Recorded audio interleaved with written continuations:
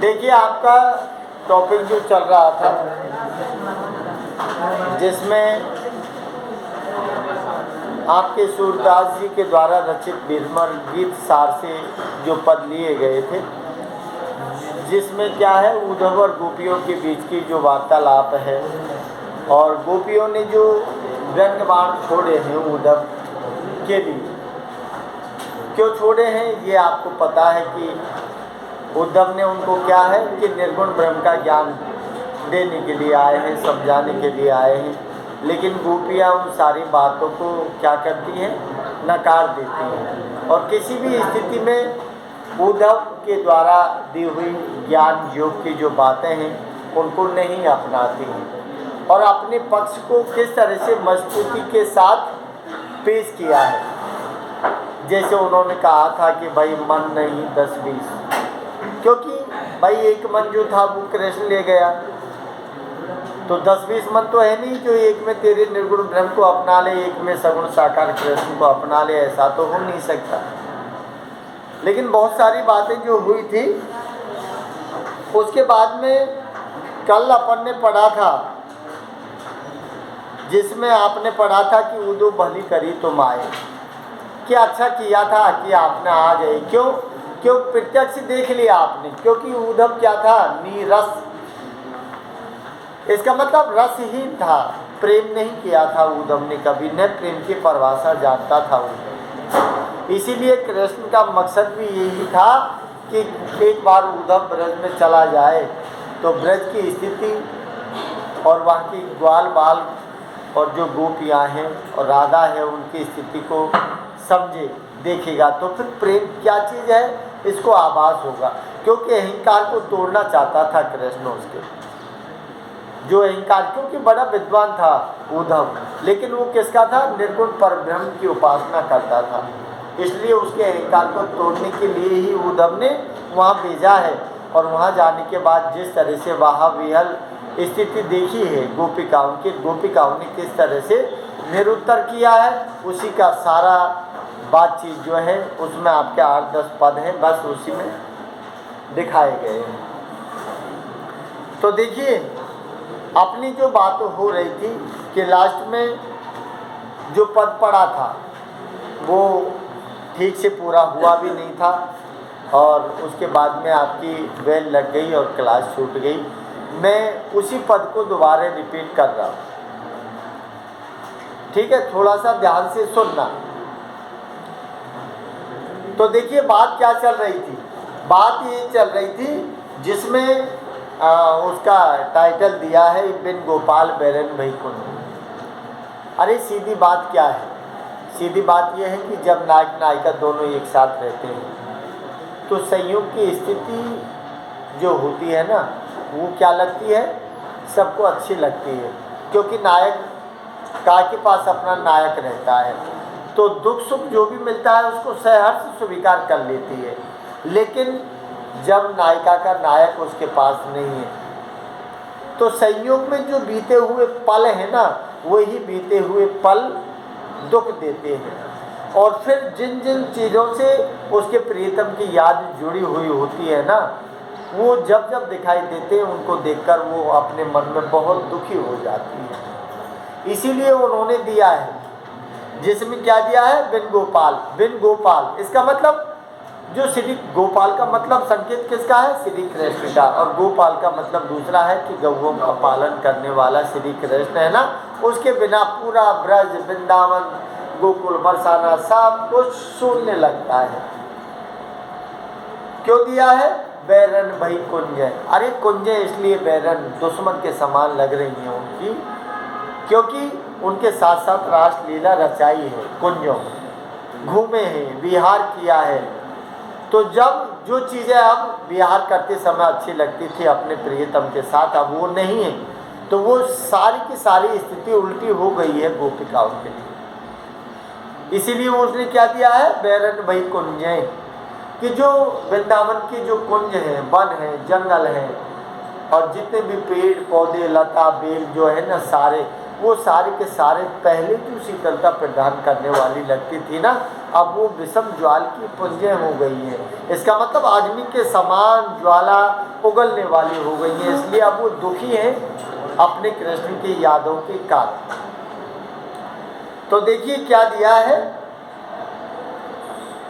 बिन गोपाल बैरन भई कुंज। इसका मतलब उद्धव से कहती है कि हे उद्धव, कि हम तो पहले ही श्री कृष्ण के विरह वियोग से परेशान हैं, और उसके बावजूद तू क्या कह रहा है कि निर्गुण ब्रह्म का ज्ञान योग साधना पद्धति है उसको अपनाने की बोल रहा है, तो हम तो नहीं अपना सकते। क्यों कि बिन गोपाल की जब से श्री कृष्ण गया है ना, तब से लेके आज तक सब कुछ उल्टा हो रहा है, जिसमें कि बैरन भाई कुंजें, कि जो कुंजें हमेशा हमारा साथ देती थी। इसका मतलब कि जो कुंजों में हमें जाने से बड़ा आराम मिलता था, रासलीला रचाता था कृष्ण तो बड़ा सुख मिलता था, लेकिन वही कुंजें आज क्या बन गई है हमारी, बैरिन। इसका मतलब दुश्मन के समान बन गई है। अब हमें वो दिखाई देती है ना, तो हमें दुख होता है, खुशी नहीं होती, क्योंकि अपने प्रीतम की याद उनसे जुड़ी हुई है जगहों से। अब वो क्या कहती हैं कि तब ये लता लगत अति शीतल। अरे पहले ये लता, ये बेल, ये पेड़, जितने भी कुंजे हैं ना, ये क्या लगते थे, तब ये लता लगत अति शीतल। तब का मतलब जब कृष्ण था तब, जब कृष्ण था तब ये सारे बेल पेड़ पौधे क्या लगते थे, लगत अति शीतल। अरे बहुत अच्छे ठंडक प्रदान करने वाले लगते थे हमको, सुख, ठंडक का मतलब सुख प्रदान करने वाले। अब वही विषम ज्वाल की पुंजें, लेकिन अब स्थिति क्या हो गई, विपरीत। विपरीत कैसे हो गई, वही विषम ज्वाल की पुंजें, विषम विषम माने उल्टा, कि जो शीतलता प्रदान करने वाली जो बेलें थी ना, अब वो क्या उगल रही है, ज्वाल की पुंजें। पुंजें का मतलब होता है समूह। अब ये समूह किसका दिखाया है, ज्वाला का, अग्नि का, कि जैसे ज्वाला अग्नि का जो समूह है ना, जैसे जलता है तो वो दुख देता है ना, ठीक वैसे ही ये सारे जो दिए हैं लता बेल पेड़ पौधे पुंजे, सारे के सारे हमको बड़े दुख प्रदान कर रहे हैं। अब बात बता दी उन्होंने उसकी, अब वो जमुना की बात बता रहे हैं कि वृथा बहत जमुना खग बोलत। अब सब कुछ उल्टा हुआ है, सारा कुछ वृथा, वृथा का मतलब बेकार, बेकार लग रहा है हमको सब कुछ। कैसे दिया है, वृथा बहत जमुना। अरे अब जो जमुना बह रही है ना, इसका बहना नहीं बहना सब कुछ बेकार है। क्यों, इसलिए बेकार है कि कोई सार्थकता नहीं है अब यमुना के पानी की, क्योंकि कृष्ण था तो यमुना में जाता था और हम भी जाते थे, आराम से खेलते थे नहाते थे, लेकिन अब कोई नहीं जाता है यमुना की तरफ। क्यों नहीं जाता, क्या दिया है, वृथा बहत जमुना, कि जमुना बेचारी अब रात दिन चल चल के परेशान है, बहती रहती है, लेकिन कृष्ण कभी दिखाई नहीं देता, न हम वहाँ जाते हैं खग बोलत। और जो जंगल है यमुना के किनारे, जो पेड़ पौधे हैं ना, उनमें क्या बोलते थे, पक्षी, खग पक्षी बोलते थे, जो बड़े सुंदर अच्छे लगते थे हमको। क्या दिया, वृथा कमल फूले। और जो कमल पहले फूलते थे जंगल में, तो उन कमलों के तो फूल जो है उनको, उनकी माला बना के हम कृष्ण को भेंट कर देते थे, तो कमल की सार्थकता भी थी। लेकिन अब बेचारे जंगल में कमल फूले हुए हैं, उनका कोई उपयोग नहीं हो रहा है। कि वृथा कमल फूले अली गुंजे, अली, अली माने भौरा, गुंजे मीन से गुंजायमान होना, कि भौरा जो है ना, अब उन कमलों के फूल पे भौरे हैं जो गुंजायमान होते रहते हैं। और कभी भौरा, क्योंकि भौरा मधुकर के लिए भी आया है, भौरा उद्धव के लिए भी आया है, तो वो भौरा का संकेत क्या था, कि जैसे भौरा रस पान करता है, कभी इस फूल पर बैठा कभी उस पर बैठा, इसी तरह से भौरे को क्या माना है, लंपट और स्वार्थी माना है, कि रसपान करा उड़ जाता है, जैसे कृष्ण मथुरा चला गया। ये व्यंग किया है गोपियों ने। क्या दिया है, पवन पान घनसार सजीवन दध सुत किरण बही भुंजे। अब देखिए इसमें क्या दिया है, सजीवन दधि सुत। सजीवन का मतलब है जीवन देने वाली। सजीवन, हनुमान जी के लिए भी तो सजीवन बूटी आई थी, हैं? हनुमान जी जब गए थे तो सजीवन बूटी, सजीवन बूटी का मतलब है जो जीवन प्रदान करती है। तो इसमें लिखा है संजीवनी दधि सुत। अरे दधि सुत का मतलब है चंद्रमा से। इसका मतलब क्या दिया, पवन पान घन सार सजीवन दधि सुत किरण।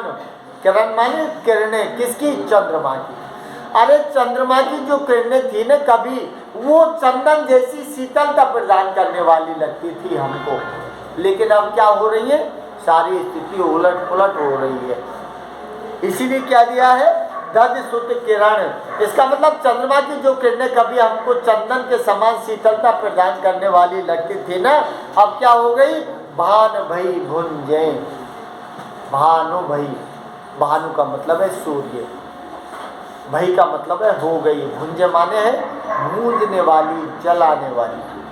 कि जो चंद्रमा की शीतलता से भरी जो किरण निकलती थी ना, जो अच्छी लगती थी, अब वही किरणें चंद्रमा की किसके समान बन गई, सूर्य की किरण के समान बन गई, जो हमको अब रात दिन क्या करती रहती है, जलाती रहती है, अर्थात पीड़ा कष्ट देती रहती है।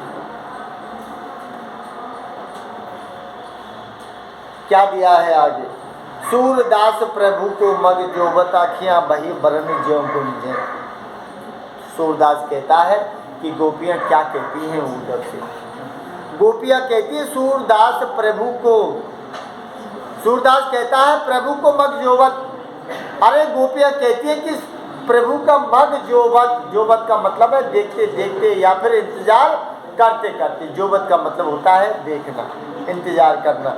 क्या दिया है, प्रभु को मग, मग माने होता है रास्ता, कि जब से कृष्ण गया है मथुरा, जब से वो लौट के नहीं आया है, इसलिए सूरदास प्रभु को मग जोबत अखियां बही बरन बरन ज्यों गुंजे। अरे गोपियां कहती हैं, सूरदास कहता है गोपियां कहती है कि हमारे जो नेत्र है ना, हमारी जो आंखें हैं, वो श्री कृष्ण जब से मथुरा गया है ना, लौट के नहीं आया है, इसलिए हमेशा किधर देखती रहती है, मथुरा से आने वाले रास्ते पर नजर टिकी हुई रहती है, इंतजार कर रही है गोपियों। कृष्ण की क्या दिया, अखियां बही बरन ज्यों गुंजे। ज्यों ज्यों जिन जैसे आते हैं तो वहाँ क्या होता है, जैसे उदाहरण अलंकार होते हैं, ज्यों जिन जैसे। तो क्या दिया है, बरन भाई जो गुंजे। बरन, बरन माने रंग, गुंजा माने गुंचियों की फूल जैसी आंखें हो गई लालिमा। इसका मतलब आदमी सोएगा नहीं है, जगेगा ही जगेगा, इंतजार ही इंतजार करेगा, तो फिर आंखों में क्या होगा, आंखों में लालिमा आ जाएगी। समझ रहे हो आप, कोई समझ सकेगा, कौन सी, अच्छा अच्छा अच्छा अच्छा, तो पहले ही बोल देते। देखिए क्या दिया था, ये उदो कहियो माधव सो ब्रह कदन कर मारत पहुंचे, लुंजे दिया है। आई उदो कहियो माधव सो, इसलिए कृष्ण से, कृष्ण के विषय में उद्धव से कहती हैं गोपियां, ए उदो कहियो माधव सो। उदो संकेत है, उद्धव से वो बात कर रही हैं, जो वार्तालाप हो रही है, कहियो माधव सो, माधव माने है कृष्ण की ओर संकेत किया है कि हे माधव, तू अब यहाँ से मथुरा से जाएगा, सॉरी वृंदावन से अब जाएगा, तू लौट के वापस मथुरा, तो तू हमारे जो हाल देखा है ना, ये सारी स्थिति तू उनको चित्रण कर देना। क्या दिया है, माधव सो ब्रह कदन। ब्रह, ब्रह का मतलब, क्योंकि सारी गोपियाँ, सारा ब्रज, सारा वृंदावन, सारा गोकुल, क्या देखा है तूने, विरह वियोग से पीड़ित देखा है। विरह कदन कर मारत, विरह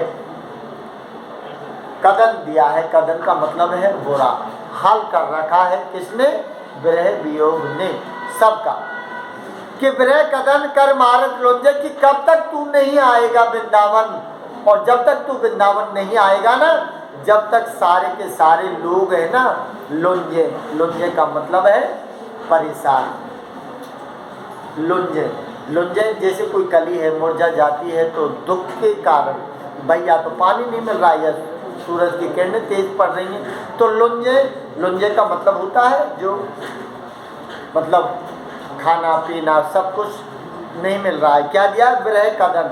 विरह का मतलब विरह वियोग के कारण हम सबका क्या हो गया? बुरा हाल। ये जाके तू कृष्ण से कह देना, जिससे वो लौटकर जल्दी आके नंद बाबा, माँ यशोदा, राधा रानी, गोपी ग्वाल बाल सबको संभाल ले। अगर वो आ जाए तो हमारी सांसें हैं अटकी हुई हैं आस में, तो हम जिंदा रह सकते हैं, बाकी जिंदा नहीं रह सकते। इस तरह से गोपियों ने रो रो के बुरा हाल कर रखा है विरह वियोग में। और जो सारी चीज़ संयोग की स्थिति में जो अच्छी लगती थी, शीतलता प्रदान करने वाली लगती थी, अब वो सारी क्या हो गई? उल्टी विपरीत स्थिति का चित्रण किया है। तो देखिए इस तरह के जो वो हैं, क्योंकि ये व्याख्या में ये सारी चीज़ें आती हैं, इसका मतलब है कि गोपियों ने उद्धव के साथ वाक चातुर्य का प्रयोग किया है, चतुराई से भरी वाणी बोली है, ब्रज सूरदास के माध्यम से ब्रज शैली, ब्रज भाषा का प्रयोग किया है। उधर क्या है? उपमा है, रूपक है, अलंकार, अनुप्रास है, इन सब का प्रयोग किया है। ये सारी चीज़ें आपको विशेषतः में लिखने में काम आती हैं कि जहाँ कोई वर्ण एक से अधिक बार दो बार आए तो वहाँ सीधी बात है कि भाई अनुप्रास अलंकार होता है। अब देखिए अगला क्या दिया है? लखियत कालंदी अतिकारी। लखियत का मतलब दिखाई देना। लखियत का मतलब क्या है? कालंदी अतिकारी। कि हे उद्धव, तू देख रहा है ना कि जो कालंदी है ये इतनी काली नहीं थी पहले, अब हो गई है। क्यों? कि यहाँ तक प्रकृति परिवेश पर भी कृष्ण के विरह वियोग का असर दिखाया है। ऐसा नहीं है कि पशु पक्षी और आदमियों के ऊपर हो। यहाँ प्रकृति जो है, जो एक नदी के रूप में नायिका यमुना है ना, यमुना वैसे भी स्त्रीलिंग है, उस यमुना नदी को एक स्त्री के रूप में प्रवेश मतलब वर्णन किया है। तो देखिए क्या दिया है? लखियत कालंदी अतिकारी। कि तुम देख रहे हो ये कालंदी, ये यमुना नदी जो बह रही है ना, ये कैसी थी? पहले इतनी काली नहीं थी, लेकिन अब काली हो गई है। क्यों? क्योंकि ये भी विरह वियोग के कारण परेशान है। कृष्ण रात दिन इसमें पड़ा रहता था, लेकिन अब कृष्ण दिखाई नहीं देता है, इसीलिए ये भी रोती रहती है और रो रो के अपना हार बुला इसने कर रखा है। क्या दिया है? कइयो पथिक। कइयो मीन्स कहना। पथिक कौन है? उद्धव। भाई पथिक और कोई नहीं है, क्योंकि मथुरा से आया है। पथिक का मतलब होता है राहगीर, जो रास्ते में जाता है, पथिक बोलते हैं उसको। तो कइयो पथिक कि हे उद्धव, कृष्ण से जाके तू कह देना, कृष्ण से जाके तू कह देना, जाय हरिसो जो भई ब्रे जुर जारी। जाय हरिसो, कि तू हरि के पास जाकर उसको बता देना, उससे कह देना। क्या कह देना? जो भई ब्रे जुर, जो जैसे दृष्टांत और उदाहरण जैसे अलंकारों का प्रयोग किया गया है। जो भाई विरह, जो विरह का मतलब विरह वियोग, जो जारी, इसका मतलब विरह वियोग के कारण जो नदी है ना कालंदी यमुना, वो जल गई है। जलकर क्या हो गई? काली पड़ गई है। अरे ज़्यादा सीधी बात है कि ज़्यादा कोई भी चीज़ है जो जलेगी तो काली पड़ेगी, तो वो विरह वियोग के कारण जली हुई दिखाई दे रही है। कौन सी? यमुना। कि जाय हरिसो जो भाई विरह जो जारी, कि उससे कहना पथिक उद्धव कि श्री कृष्ण तुझे मिलेगा मथुरा में, और उससे जाके कहना कि विरह वियोग के कारण जो यमुना नदी है ना, वो भी रो रो के जल जल कर दुख की पीड़ा से काली पड़ गई है। क्या दिया है? मनोपलिका पे परिधरनी दस तरी तलब तन भारी। मनो, अब जहाँ जनु जनम मानो मनु आदि शब्द आते हैं तो सीधी बात है कि उत्प्रेक्षा अलंकार होता है। समझ लो, इनमें ज़्यादातर जो प्रयोग किए गए हैं ना, इसमें क्या है, अनुप्रास है, रूपक है, उपमा है, ठीक है। और जहाँ जनु मनो आदि शब्द आते हैं वहाँ आँख नीच के उत्प्रेक्ष अलंकार हैं, जो जिम जैसे आते हैं वहाँ क्या है, उदाहरण और दृष्टांत जैसे अलंकार। ये सारी की सारी चीज़ें आपको व्याख्या के विशेष में लिखने में काम आती हैं। तो क्या दिया है, मनोपलिका पे परी, यमुना नदी ऐसी लगती है जैसे कोई नायिका पलका पर पड़ी हुई होती है। पलिका, पलिका का मतलब पलंग से है, खाट जिसे बोलते हैं। मनोपलिका पे परी धरनी धस कर तलब तन बहारी, तलब, तलब का मतलब होता है तड़पना, कि जैसे कोई नायिका पलका पे पड़ी हुई तड़पती रहती है ना, ठीक उसी तरह से धरती रूपी पलके पे क्या दिया है, धरनी धस। धरनी का मतलब है धरती। यहाँ कोई वैसा पलंग नहीं है जिस पर नायिका बेड पे सो रही हो। यहाँ क्या दिखाया है, धरती रूपी पलंग दिखाया, रूपक अलंकार है कि धरती रूपी पलंग है जिसमें क्या दिया है, यमुना रूपी नायिका लेटी हुई है। क्या दिया है, मनोपलिका पे परी, कि मानो पलका पे कोई नायिका लेटी हुई हो, पड़ी हुई हो, धरनी धस जैसे। लेकिन यहाँ कोई पलंग नहीं है, यहाँ धरनी पृथ्वी रूपी पलंग दिखाया है जिसमें यमुना रूपी नायिका दिखाई गई है लेटी। क्या दिया है, धस तर, और ऐसे लगता है जैसे यमुना रूपी नायिका धरती रूपी पलंग पर धीरे धीरे नीचे धस रही है। क्या दिया है, तलप तन भारी, और उसका शरीर जो है वो तड़फन से, विरह वियोग के कारण उसका शरीर बहुत तड़प रहा है। इसका मतलब है कि रात दिन वो कृष्ण के विरह वियोग में पीड़ित होकर कृष्ण को याद करती रहती है। क्या दिया है, आप देखो, तटवारो उपचार चूर मानो।